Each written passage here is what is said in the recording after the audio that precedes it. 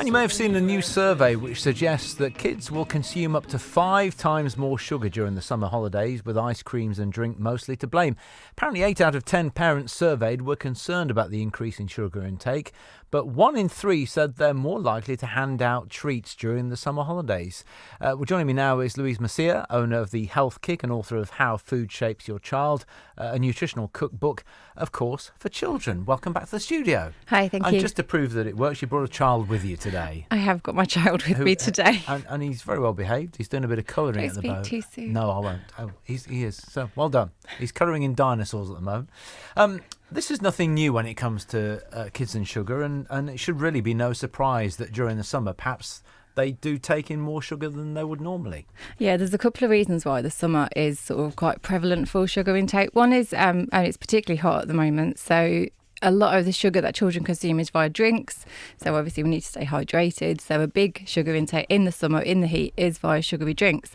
The other thing I think is, and it is difficult, it is a long holiday, but another thing is I think parents perhaps feeling a bit at their wits' end. Mm-hmm. And so if they want to just have it, just have it, because kids are probably a bit bored at times, and we all know you can eat when you're bored, mm-hmm. eating out of boredom, and perhaps the parents are just thinking, oh, anything for a bit of an easy 5 minutes, and so yes, have it. So it's not surprising it goes up in the school holidays. But one thing that you can do with kids is to train them what to eat and what not to eat, and fruit as an example, but generally speaking, their expectation of a treat could be, sweets or something sweet. It doesn't have to be, does it? This is the problem, and this is what I talk about a lot with food and food treats. So a child has no perception of what a food treat is at all until any adult introduces that to them. So what the adult generally does is think, oh, what do I like? What do I think is a treat? And I would like to see my child enjoying that. And it's done out of love, of course it is. It's done to think, I get pleasure from this. It would be lovely to see my child get pleasure from it. The problem is, a lot of the things that are considered as treats are very highly addictive, and they do change your palate. So if you think yourself, if you have a lovely piece of fruit, mm-hmm. and it tastes extremely sweet, and then you have a fruit flavoured sweet, it tastes completely different. And if you do that with children, if you give them sweets rather than fruit, when they taste the fruit, it doesn't taste like a sweet. No. So they don't want it. So it starts to train their taste buds in the wrong way. And you're right. Chocolate, as an example, is addictive, isn't it? And that's why it's popular. It's not rocket science. That's one of the reasons. It tastes nice, but it is addictive. And when you've had some, you want more. And if you give kids chocolate at an early age, then that's what they look to as a treat, isn't it? Yeah. Well, it's not so much the chocolate as the sugar. That's the addictive thing. So sugar is a genuine neurological addiction. So for children and adults, it creates some... I don't have a problem with sugar in terms of calories. People say to me, oh, it's because, you don't let people have a bit of cake. I don't have an issue at all with calories. I have an issue with all the things it does that you can't see. So it does change your palate. You do get this sort of synthetic palate expectation of food. So when I get people off sugar, when I do like a sugar reduction sort of cleanse with them, they say to me, oh, banana tastes like a banana. And that sounds really strange, but it's their palate's reawakening, because the synthetic flavours dumb it down. And then when you go back to tasting real food, it's like, oh, that tastes really good. And it's like a shock to the system because it's a real food going in. So my problem with sugar isn't so much the calories, it is all the other things it does. And the change in the palate's a huge thing, because that's linked with, all the things we associate with sugar: hyperactivity, mood swings, lack of sleep. In the school holidays, kids can drive you a bit mad. You don't want to be fueling that even more. No. To give them sugar. So I think the summer holidays are a great time to go pick your own fruit, make your own lollies, make your own frozen yogurt. Try making your own, get them involved with different things so that when they want an ice cream or a fruit lolly, they can have it. Yeah. But it's not a synthetic sweetness, it's a natural sweetness. Okay, we look at, educating our kids, and training them, socialising them, for how to live their lives and so on. we never think about training their palates, do we? And once their palate has been trained in one direction, it's really difficult to turn that around, isn't it? It is difficult to reverse, which is why I've written the book, and it's to try to get people, well, parents, because they're the ones in control of all people who are feeding the children, to really do it from an early age. So not to wean with sugar-filled yogurts, not to wean with squash, things that then make the child favour that over the natural alternatives. So I see children who won't drink water. It's because they've been given juice and squash, and then when you try to give them water, they don't want water. So it's that taste expectation from a very young age. It's very easy to do it with very young children because their palate is completely clean. So, if you give them something, 9 times out of 10 they'll reject it because they do. But if you keep, you have to try things about 7 times, I think it is, with children. And if you keep going with the healthier things, that's all they're offered. They will eat it. It is harder to reverse for children once they get a bit older and they've had it because they can recognise it. But I suggest making things like, I've got alternative chocolate spreads and things like that. If you need to, empty the old jar out, refill it with the homemade one, because they recognise brands. They recognise, labels in supermarkets. So you might have to be sneaky if they're that bit older. Okay, we'll talk some more in a moment's time, because I want to mention, we've talked about treats. I want to mention the B word in a moment, because you've talked about the summer holidays and how challenging they can be. I want to talk about using food as a bribe. Louise Messier with me in the studio, and we're talking about sugar and, kids eating more sugar or taking in more sugar, because sugary drinks and so on are all part of this during the summer months when they've got more time.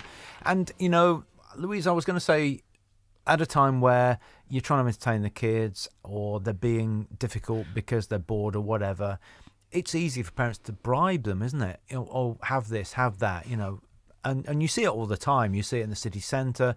If a child has a bit of a tantrum, instead of saying that's not the sort of behaviour I want from you, you're rewarding them. And it almost encourages the behaviour, doesn't it?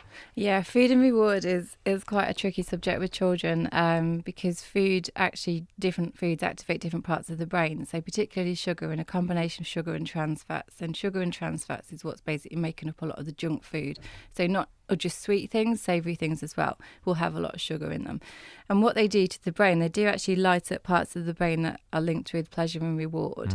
So it is very much a treat perception by the child. So even if they're given it to sort of shut them up or calm them down or, keep them quiet or, just if they've done something and it's, just give me a moment, that child will perceive that because it is activating a pleasure response in the brain. That child will associate that with a treat and with something good. Likewise, if a child falls over and hurts himself and sort of mum or dad picks them up, gives them a cuddle and gives them a sweet or a biscuit because this will make you feel better, you've had a fall, you've hurt your knee, child will not remember the cuddle, they'll remember the chocolate biscuit. So they'll kind of think, I fell over and I might do it again, so I'll get another biscuit. Or it goes a bit deeper, it goes into adulthood as well. So I see a lot of adults who have emotional eating. And emotional, it doesn't mean that you just eat when you're upset. It's stress, anxiety, boredom, all sorts of reasons can link to emotional eating. And when I talk to them, I do in-depth consultation with adults, it's very much back to how do things start in childhood. Most of the things that are food related well into our adulthood. So if you have with any sort of issues with food, it can almost always stem back to childhood. So food and reward with children is a very tricky subject because it is quite deep-rooted neurologically. Children will subconsciously make food associations with situations and even memories. Food lights up parts of the brain linked with memory. So again, you think, hot day, ice cream. It's not necessarily the fact it's hot and you want an ice cream. It's because you've previously had an ice cream on a hot day and it was a nice, happy memory. So it's very hard to say don't reward with food, but it's kind of creating a more difficult path for yourself and potentially for the child with that relationship with food in the future if you do. It's very often that we don't blame the child for wanting sweets or for whatever reason, but we certainly don't look at parenting generally and think, well, maybe parents need to be educated better. And we live in an age now where we know so much more, don't we, about diet. So it's even more inconceivable that this still happens in a way.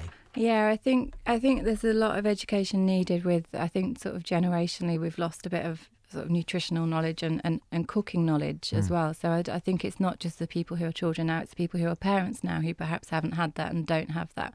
But I think in terms of when I try and educate very young children, not in terms of eat your greens and don't eat sugar, very much in terms of, well, actually, this is what these foods do for you and your body. This is how, if you want to be better at running or better at, reading or colouring in, the sorts of things that children enjoy, then actually these are the foods that will help you.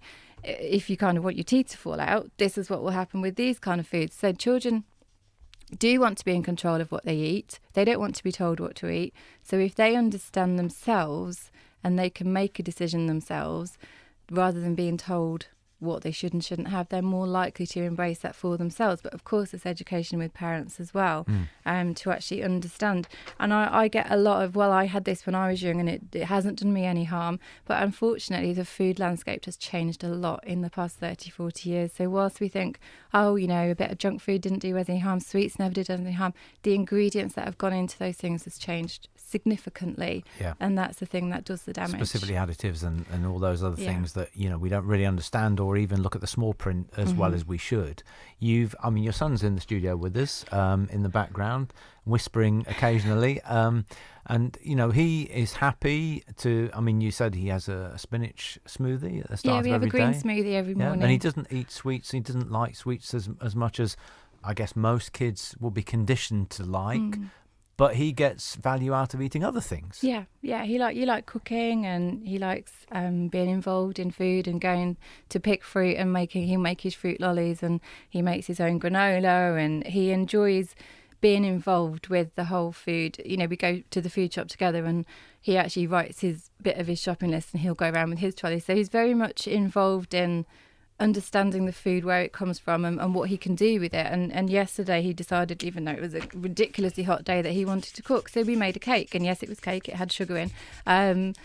But that's absolutely fine. I know exactly what went into that cake. I know it had carrots in it. I know it had sugar in it, and it was actually very nice. So I have nothing against cake. It's very much the unknown, as you say, with all the extra ingredients that we don't necessarily know, or the body doesn't recognise. And the alternatives to snacks, we don't always have to have sweets or sugary things. Might eat carrot batons, that sort of thing, as a snack, rather than, going for a bag of crisps or something. Yeah, he is no exception to most children of his age. He's 4. He eats a lot. Some days he'd eat actually more than I think I do in a day. So it is that continual stream of food that they need to have available. But it's always a mix of sweet and savoury. And by sweet doesn't mean sweets, it means fruit. You can't continually feed fruit to a child throughout the day, because there is a limit, obviously, to how much they can have.